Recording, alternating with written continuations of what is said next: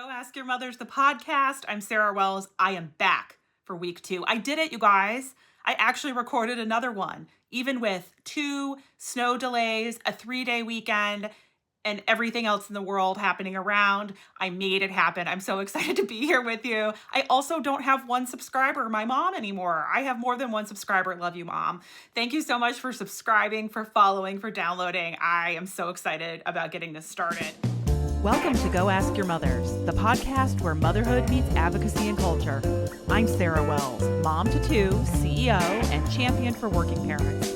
Here to break down the headlines, share viral moments, and deliver the tips every mom needs. Let's get to it. I am going to simmer down for a second to talk about something serious. Before I get started, I just wanted to say again how deeply my heart is going out to everyone that has been affected by the LA fires. I also just have to give you my immense appreciation to all of the Sarah Wells brand customers who stepped up to donate breast pump bags to moms who lost theirs or needed help to transport their breastfeeding gear in those fires. And Breastfeed LA, one of my favorite organizations working on the ground to support these families. Also, all of my amazing brand friends out there, you're all doing donations in your own way. And I just think it's incredible how the community has stepped up. But before we get going with this really fun show ahead, I just wanted to take a moment to say thank you for donating and supporting, and also just my heart going out to any of the families that are impacted by this. With that, we've got a really incredibly fun episode ahead. We're going to talk about all the things, including poop. It's a mom episode. Of course, we're going to talk about poop. Let's go. The mother of all headlines. So each week I do 3 segments. This is the first. I scour the news for the coolest, most interesting, unique, sometimes absolutely frustrating headlines about parenthood that you should know about, that maybe you haven't heard about. And the first comes to us from the Lactation Network. I heard about them a few years ago, and my interest was really piqued at this new initiative they have called Room at the Table. What is this all about? So those of us know that the opportunity to get out of the house when we have a newborn baby is few and far between. And when we do not want to be met with difficult places to breastfeed or judgment or resistance. And so the Lactation Network has paired up with the restaurant industry through this Room at the Table project to educate employees who work at restaurants on how to be more supportive of breastfeeding parents and new parents in general. Like, for example, let's say you need to heat up your baby's bottle at the table. You might ask your waiter, could I have some hot water or some warm water to heat up this baby bottle? A waiter who never has encountered this question, or a new parent or a breastfeeding parent or a bottle feeding parent, may say, I have no idea what you're talking about, or bring you some teacup of lukewarm water or whatever. So this Room at the Table project is to train and educate restaurant employees and employers on how to be supportive and what these kinds of questions are, and also to make it a safe space for breastfeeding, for nursing, for pumping. I believe that I saw, and I will link up to this, that they're even having some sort of decal or sticker that indicates that the restaurant that you go into is part of this initiative, and a lot have joined, which I just love. So go out to eat, feel supported, look for the Room at the Table initiative. Way to go, Lactation Network. I think this is really cool, and I hope it really takes off across the country, even more so in a big way, so that new parents can feel like they can get out and breastfeed and be with their baby and be in public, because that is where you belong. Last week, New York got all the credit for what they're doing for prenatal sick leave that's paid. This week, it's California. They expanded their paid family leave and started in January 1 of this year, so just a few weeks ago. So excited. As you all know, just because you do get paid leave, which is amazing if you do, doesn't necessarily mean you get the majority of your salary. It's usually part of your salary paid during paid leave, depends on where you work, private sector, public sector, which state, etc. California jumped in, and they are going up to 90% of your salary up to a certain level, and then 70% of your wages over a certain threshold, which marks a really big increase for the state. So I'm so excited to see that. Really is setting the trend in the right direction. As I've talked about before, you may not live in California, but a lot of times when a state comes out with an amazing new revelation, progress in this area, other states follow suit. So like New York last week with their new paid prenatal sick time off, watch out for other states to follow California in expanding their paid family leave. So kudos California for doing this. Let's watch. We'll be keeping an eye on all of the other states. Every week, I look across social media and find some of my favorite viral reels or TikToks along the way and share them here with you in my segment, Mom's Gone Viral. There was one that really just caught my eye and my heart and gave me all the laughs. As always, I will link these up so that you can enjoy them too. So look at the show notes, they will be there. This one was a new mom and her mom talking about the generational differences of parenting. And I think this is so important. It was really quite funny, viral reel, but it also brings up an important conversation about intergenerational support of different parenting styles. I'm really curious to know what all of you think about this, so please weigh in on whether or not you have encountered challenge with older members of your family or community or friends regarding your parenting style and how you think different generations approach this. In this particular viral social media bit, it was so funny. You know, for instance, grandma says to the grandchild, I am so proud of you. And the mom weighs in and says, no, no, no.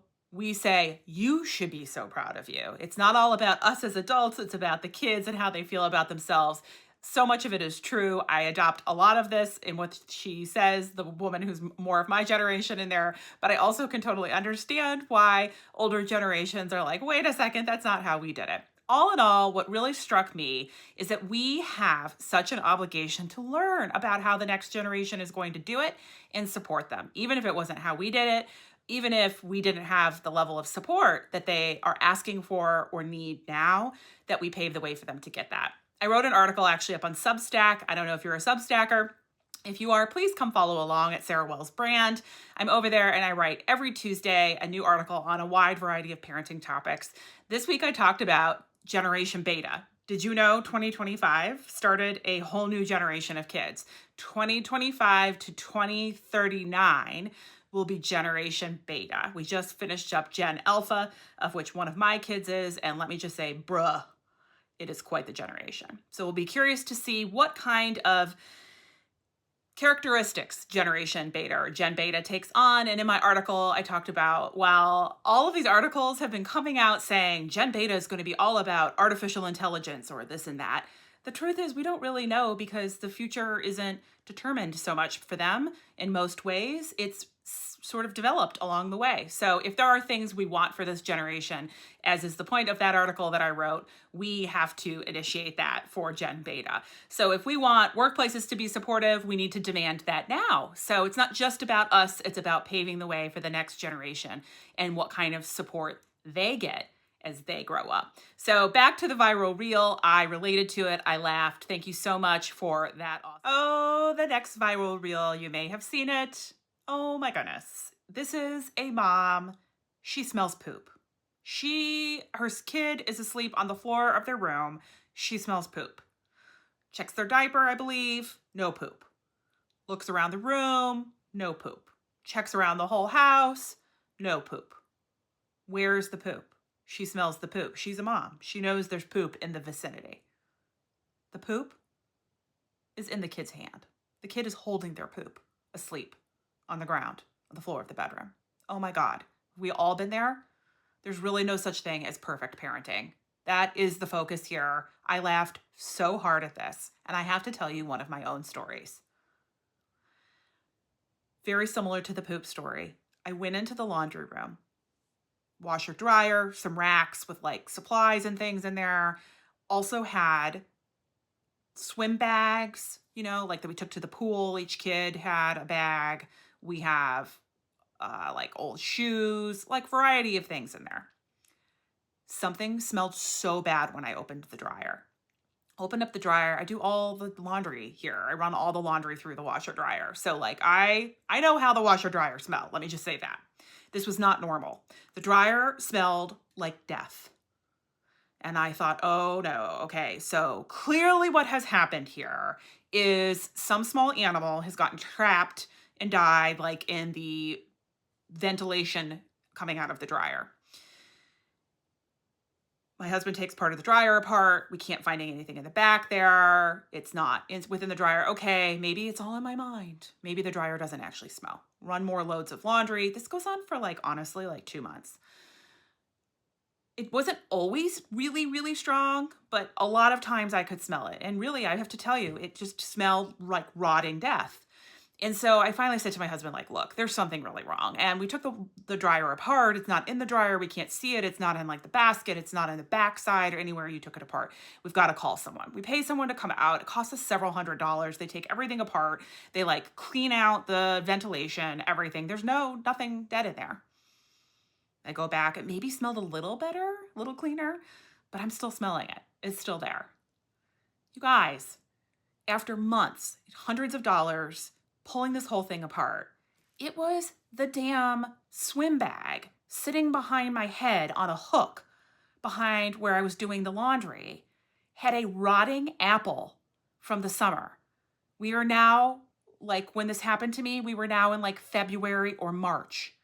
We had a fully decayed apple that had one bite out of it by a child at the swimming pool in the bag. I spent all this money and all of these months smelling this rotting death smell when it was actually this apple sitting behind me in the swim bag. I, of course, picked up the swim bag and threw absolutely everything out, the bag and everything in it, and I never looked back. One of your favorite segments, Mama Hacks and Facts, brought to you by Sarah Wells Bags. Just kidding. It's all brought to you by Sarah Wells Bags. I am Sarah Wells Bags, but I love this topic because there's nothing we know more than how to pack a good pump bag. So, in addition to your pump bag and, of course, a breast pump, you need accessories. You need your flanges, your bottles, your milk storage bags, whatever you're going to be pumping into, you need them and you need lots of them. And don't be like Sarah.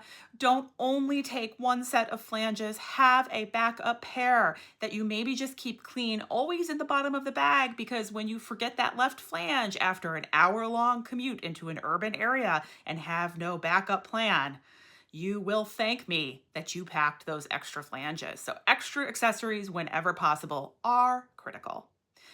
How are you going to keep the milk cold? Do you have a refrigerator for all day? Do you need a milk chiller? How about a cooler bag with ice packs? Having a plan for that is really key. I love a wet dry bag and think it's one of the most important facets of packing the perfect pump bag. Why? You need a place to keep your clean parts clean so they're not just bopping around against other things in your bag that are dirty. And then you need a way to get your wet parts home so they're not getting everything else in the bag wet on the way home. If you're into the fridge hack, what is the fridge hack, you say? The fridge hack is when moms take their wet, just used breast pump parts and put them in a wet dry bag and put them in a refrigerator to keep them cold so they can reuse those same parts before cleaning them because they don't have access to a way to clean them according to CDC guidelines between pump sessions.